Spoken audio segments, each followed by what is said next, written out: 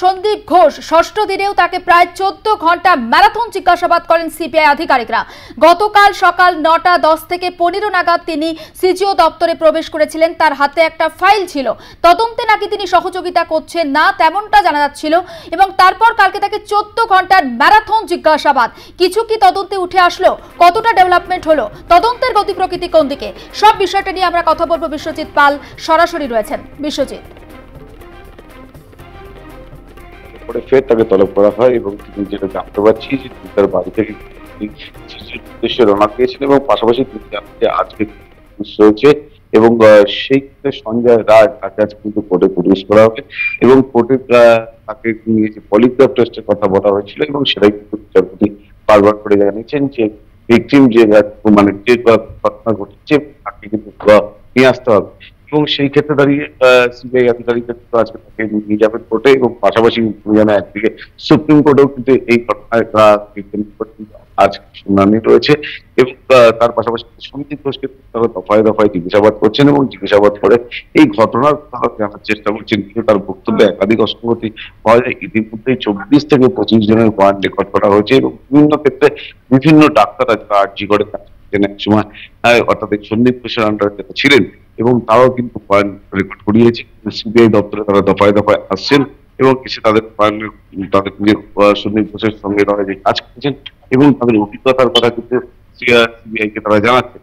কিন্তু এখন পর্যন্ত সিবিআই এই ঘটনার কিন্তু কোন রকম কিছু তথ্য কিন্তু এখনো পাচ্ছেন না, যেটা আমরা প্রাথমিকভাবে জানতে পারছিলাম যে এই ঘটনার মূল অভিযুক্ত তাকে জিজ্ঞাসাবাদ করেও কিন্তু একই কথা জানতে পারছেন তিনি ফোন করেছেন, তিনি পুলিশের কাছে দাবি করেছিলেন এবং সেই ক্ষেত্রে দাঁড়িয়ে আজকে তার পলিগ্রাফ টেস্টের জন্য কিন্তু কোর্টে তার সম্মতি নেবেন এবং পাশাপাশি সন্দীপ ঘোষকে তারা দফায় দফায় জেরা করবেন এবং সন্দীপ ঘোষ তার কিছুক্ষণের মধ্যে সিজিও কমপ্লেক্সে তুলে আসবে এবং পাশাপাশি তোমাকে এটাও জানি নাকি যে সিট গঠন করা হচ্ছে সন্দীপ ঘোষের তদন্ত করার জন্য, সেই সন্দীপ ঘোষকে কিন্তু তারা দফায় দফায় তলব করছেন এবং গতকাল তাকে তলব করেছিলেন বেলা 12টা নাগাদ তার যাওয়ার কথা ছিল কালবাজারে।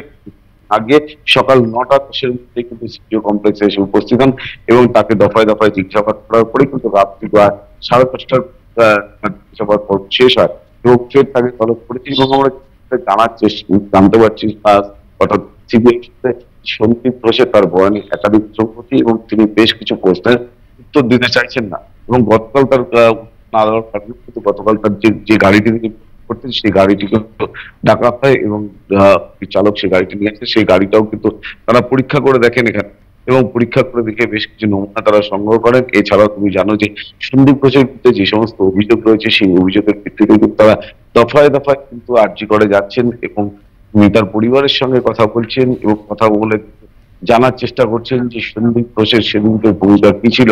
এই সমস্ত ভূমিকা নিয়ে কিন্তু এছাড়াও সন্দীপ ঘোষ যখন নাকি স্বাস্থ্য ভবনের সমস্ত পদ থেকে অব্যাহতি চেয়েছিলেন এবং তারপর তার আবার ট্রান্সফার করা হয় এবং গতকাল স্বাস্থ্য ভবন থেকে যেটা বিবৃতি দেওয়া হয়েছে যে সন্দীপ ঘোষ সহ একাধিক সন্দীপ ঘোষকে সমস্ত গিয়ে বাতিল করা হচ্ছে এবং পাশাপাশি বেশ কয়েকজন আর্জি করে যারা তার কর্মরত ছিলেন এবং তাদেরকে কিন্তু অন্য জায়গায় ট্রান্সফার করা হচ্ছে এবং তারা কতটাই সন্দীপ ঘোষের ঘনিষ্ঠ ছিলেন সেটা কিন্তু যারা আর্জি করে জুনিয়র ডাক্তাররা তারা কিন্তু ইতিমধ্যে স্বাস্থ্য ভবনে গিয়ে এই বিষয়টি জানিয়েছেন এবং তার পাশাপাশি কিন্তু আজকেও ফের সন্দীপ ঘোষকে তারা তলব করেছেন এবং সন্দীপ ঘোষকে তারা দফায় দফায় জিজ্ঞাসাবাদ করতে চান যেটা জানা যাচ্ছে আর কিছুক্ষণের মধ্যে সিজিও কমপ্লেক্সে পৌঁছাবে সন্দীপ ঘোষ।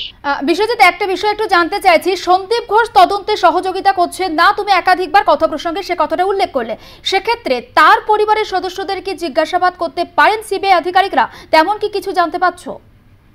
দেখো এখনো পর্যন্ত পরিষ্কার নয় সন্দীপ ঘোষের সঙ্গে তদন্তকারী আধিকারিকরা সমস্ত রকম তার পয়েন্ট যেমন চেক করছেন এবং তার পাশাপাশি তার সঙ্গে যারা ছিলেন কাজ করেছেন তাদের সঙ্গে কথা বলছেন।